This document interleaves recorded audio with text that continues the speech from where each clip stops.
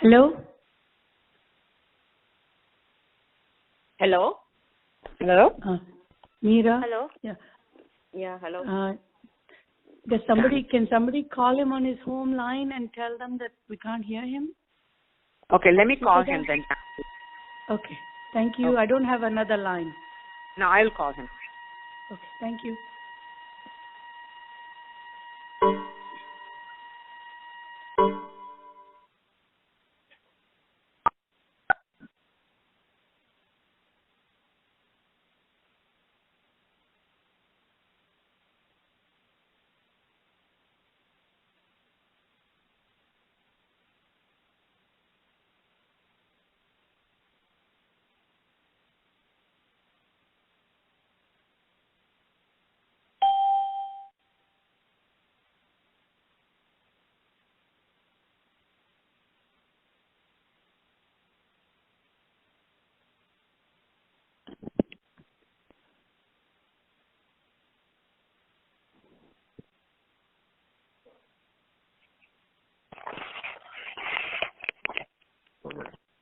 Hello?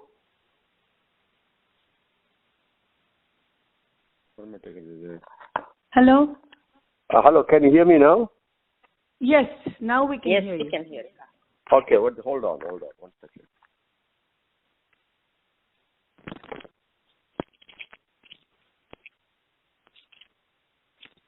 Can you hear me now? Yes. Yes, Hello? now we can hear. Yeah, You can yeah, hear we me? can hear. Okay. Oh, very good. Okay. Okay, so you didn't hear anything at all? First talk No. from the beginning? No, we didn't hear anything. Yeah. Okay, so hold on. 1 minute.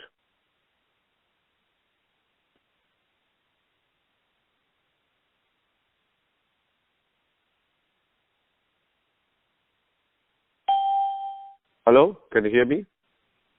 Yes. Yes, now we can hear you. Yeah. Okay, very good. So let us start from the beginning then, okay? Okay, thank you. Thank you.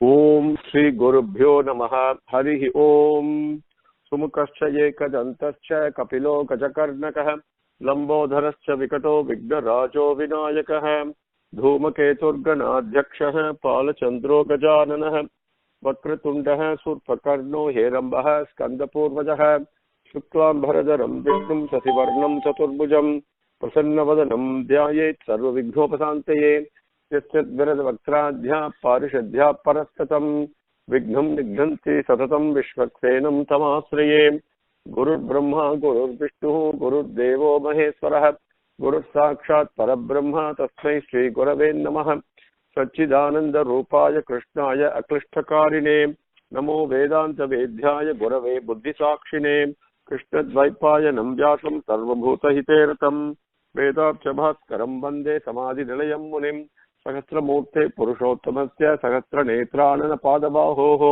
सहस्रनाम्नां स्तवनं प्रचक्तं निरुच्यते जन्मजरादिशान्त्यै. Now with Swami's grace, let us continue from where we left off. Our last session, we came up to Vedaha Swangojita Krishnaha.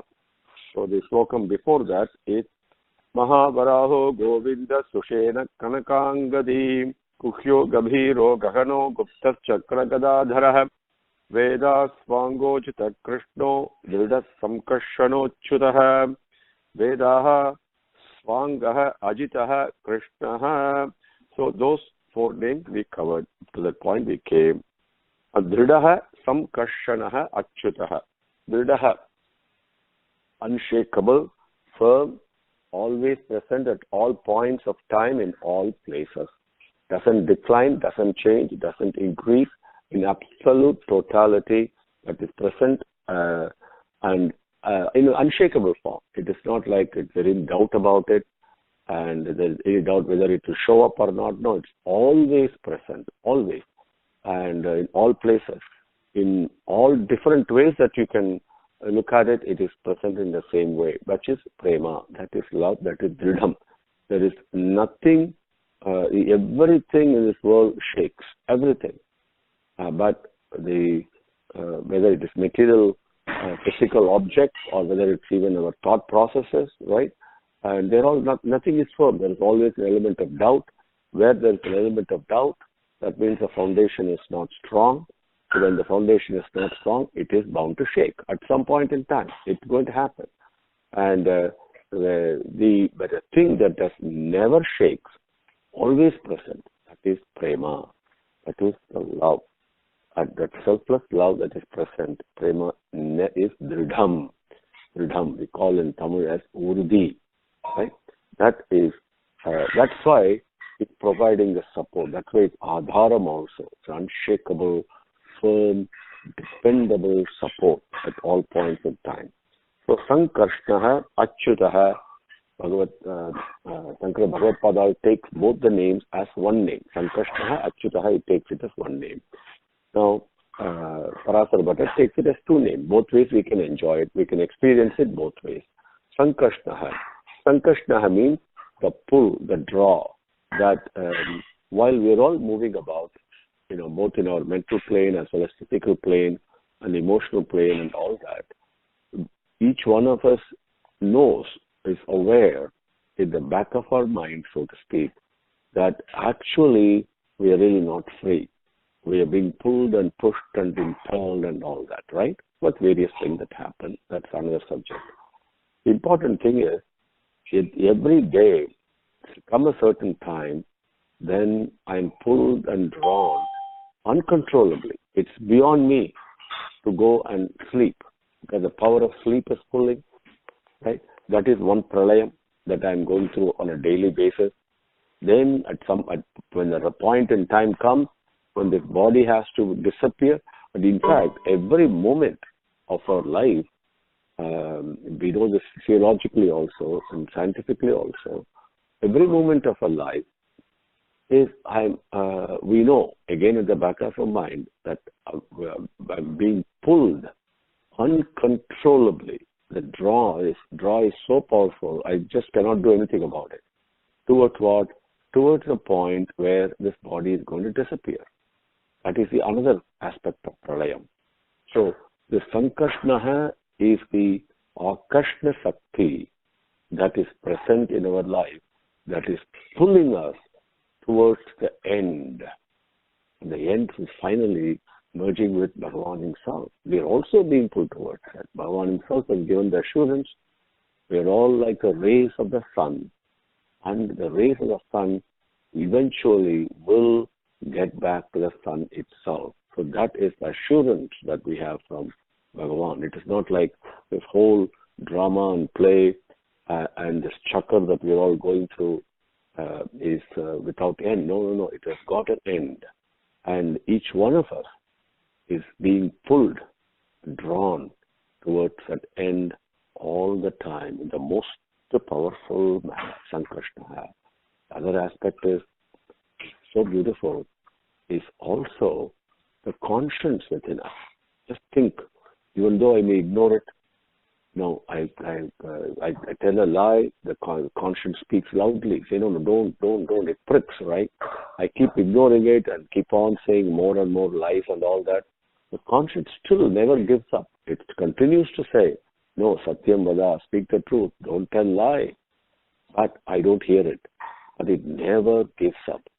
Come point in time, I start listening to it. Because of various struggles I go through, whatever it is, because I lied and all this, I turn my mind. That pull from the conscience is exactly the same thing, uncontrollable. It is drawing, impelling us towards it. Even without any effort on my part, and even if you are resist or whatever it is, nothing happens. It is being drawn in. It's like a moth going into a bird, being drawn into a fire, right? And that aspect of Bhagavan, and which is really nothing but prema. In another way, when you look at it, because the love it attracts so powerfully it is. Even the most cruel person says, as it happened to me several times, you go and speak to the people, drug addicts and all that, who have come out of prison, and I go there and talk to them. Very violent people, they violence us and they act executed violent actions. Now they're not necessarily violent people, but they have done violent acts. But you go there and speak to them very lovingly, without any agenda. And once they realize you don't have any agenda except you're basically what you are, and then you give them a hug, what happens? They respond. The power of that love is unshakable and that so firm. That is Sankarsana. Now that is also Achyuta. That is most dependable. It is not like something that I have a doubt whether I can rely on it or not. The greatest thing, when Swami says, start the day with love, spend the day with love, and end the day with love, it is not a piece of instruction that not only sounds sweet and sounds simple, and it's got a rhyme to it and all that. No, that is the truth.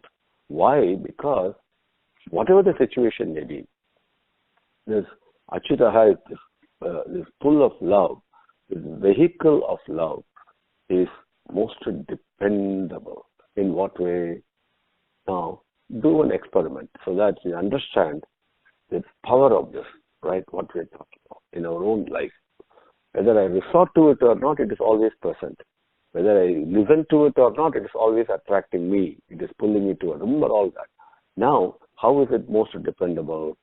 Just stand in the center of a room, let's say, and you tell your friend or spouse or son or daughter, whoever it is present, okay, I'm going to fall backwards. Close my eyes and I'm going to fall backwards. How many of us can do that? Right? Because there is this fear, hesitation. My God, I'm going to get hurt. What happens if I hurt my head? And all those questions come. But the friend or the spouse, and they say, no, I'll hold you. Don't worry, you fall back. Or close your eyes and fall back. I'll hold you. Now, even if I start falling back, even though I believe and I trust that this person will hold me, there is always an element of doubt. Oh, what happens if he misses me? What happens if I fall back and hurt myself? See, that element of doubt is present in our life in all aspects. Because we are living our life on a basis of intelligence, on the basis of trying to understand things. And the understanding can never be complete. Only knowledge is complete. To know is different from to understand. So, while we are dealing on the plane of understanding and living our life on the basis of doubt, there can never be 100% dependability, because where there is doubt, the foundation is not strong. Where the foundation is not strong, it is shaky, right? So, Achyutaha is exactly the opposite of that. There is 100% dependability. There is no reason for doubt or anything like that. Doesn't matter which way, which part of the world, where I am at what point in time of the day or night, it really doesn't matter. Bhagavan is there, supporting, caring, and carrying me along. That is why Dridham, that is why Bhagavan is the Adharam. That is what Dharma is. Dharayati iti dharmaha. It is one's conduct that actually provides a firm support. Not the wealth, not the position, not the fame, not the scholarship, not age, nothing, and not health. None of those things provides firm support. The thing that really provides firm support is Dridham, which is Dharma. Dharayati iti dharmaha. That is why that is the support, and that is Achyutaha. Always most dependable in our life. Then, Vedas Swango Jidat Krishno Dridat Samkashano Chidaha Varuno Vrikshaha Pushkarakshaha Mahamanaha Varunaha. Now, Varunaha means one who covers things, and thereby when you cover something, if you put on a light, you put a thick blanket around it, the light is hidden, isn't it? So that is the kind of coverage. The whole world, the whole creation is covered by Bhagavan. It is a dress that he is wearing. And the Sarvam Avritya Tishtati is what it says in Bhagavad Gita, okay? Sarvam Avritya, Avritya means that something you cover. And what is, while there is shining, effulgence is shining everywhere of this prema is shining all around. Whichever direction I look at, whichever time I look at, whichever way I look at it, it is shining. Same way, absolutely with no decrease at all. But I'm not able to see it because it is being covered. Bhagavan himself covers it. We call that coverage as Maya, right? Now, or ajnanam is another word we use. Ignorance is the one that covers knowledge. Whatever way it is, that covering aspect that is in our life is Varunaha. Now, it also denotes the sun. Why? Because when the sun, at the point of setting, what does the sun do? It actually, by disappearing, we call it as disappearing from our eyesight, it also covers up its own rays. Sun rays are covered up during night time, isn't it? So that aspect is why the sun is also called Varunaha. So Varunaha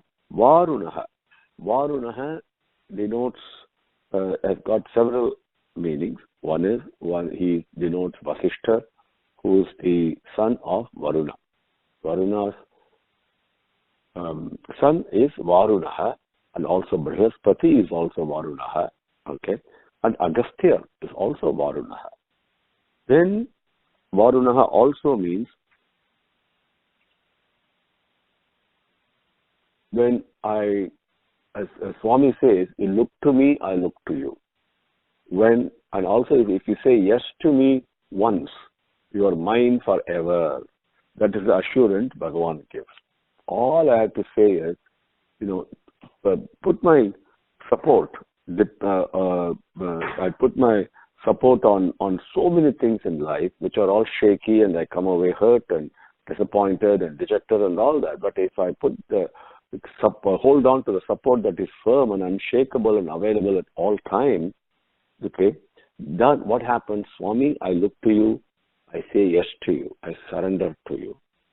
Then Bhagavan, whoever takes him as Swami means own self, not different from you. It's a beautiful, beautiful word. Swami is a phenomenal word. It is Swa. Swa is very important, the Sanskrit root. That is why the Swayamvaram and all that we read about in stories, they all come. But Swami, it means own self. It is not somebody who's abstract, who's separate from you. No, I belong to him. I'm part of him. I'm part of Swami, this Angaha. That Swami, once I embrace him that way, then Bhagavan is present in me, manifests through me in a way that others can benefit from it. Do you understand? So Bhagavan was always manifesting through you and me and everything, but in a way that is cognizable. Once you cognize Bhagavan, then you feel ecstatic, you feel blissful. That spreading of that love takes place when I embrace Bhagavan as myself, right? Or myself as one, whichever way it is. That is Varunaha aspect of it. So the couple of aspects have been described to us by elders. Parasara Bhattar looks at it in the Visishta-Vedic aspect. That is the way he's approaching Bhagavan. And there's nothing right or wrong about it. As Swami says, whichever way, whatever form that you worship, okay, that you want to worship with faith and diligence and all that, I increase your faith in that same path.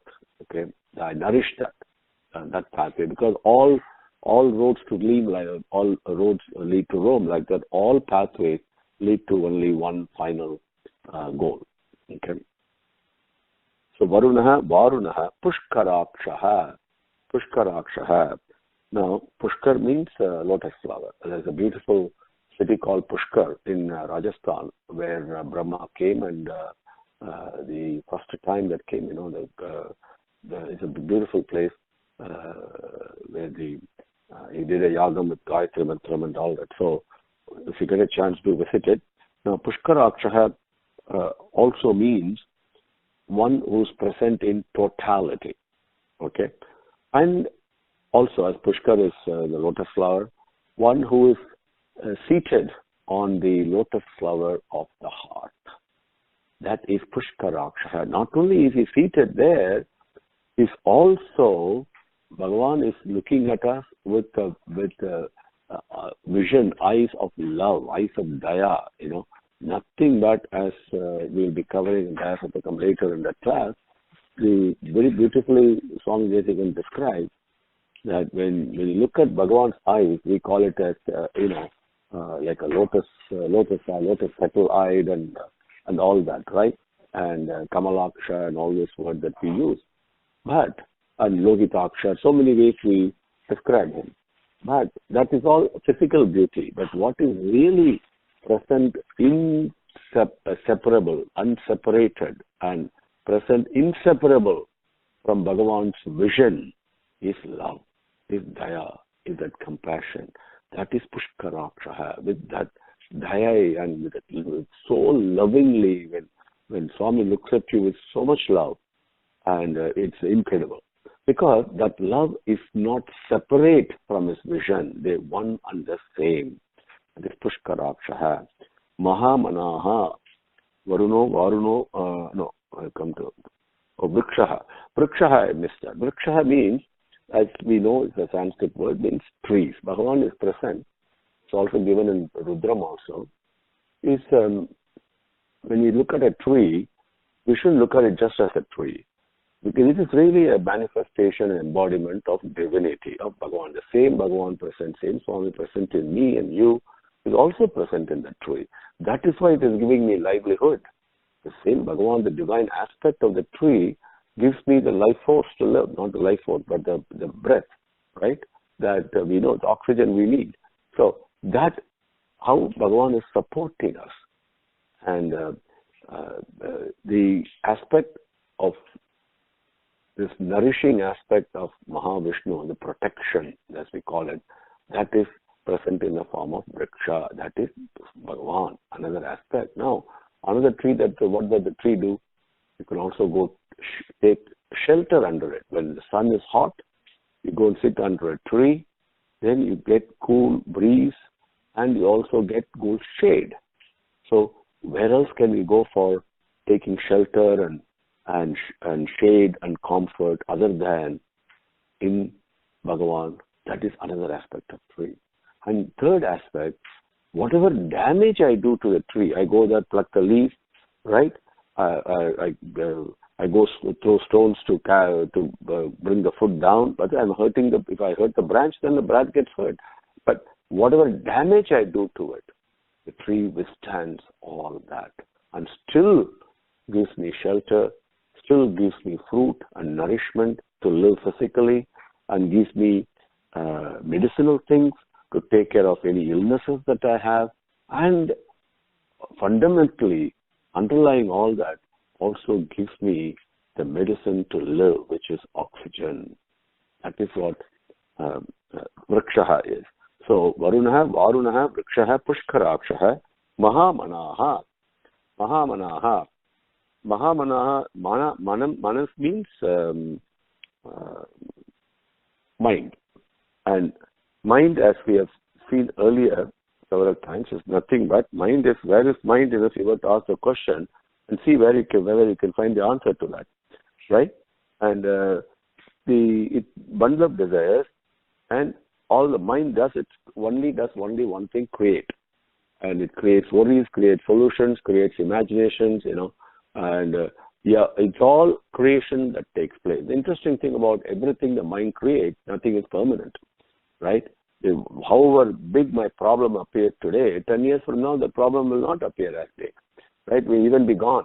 I may have some other problem, but it doesn't matter. Point is, these are all temporary. Everything is a passing cloud. So that's why the mind's creation is always passing cloud, nothing permanent in it. But the Srishti, Sthiti, Samharam that is taking place in the mind, like, how does it happen? What is the Shakti, the power that is happening? That is what Hiranya Garbham is. That is Mahamanaha, the creative aspect, the nourishing aspect, and the dissolving, the dissolution aspect. That's all taking place. It's all taking place in our mind only. all that, it's superpower that makes it happen. That is Mahamanaha. And Mahamanaha, another colloquially also we can enjoy it. In spite of all the cruel activities I do, the hurts that I do, the harms that I cause. See, this is so important. A couple of days ago,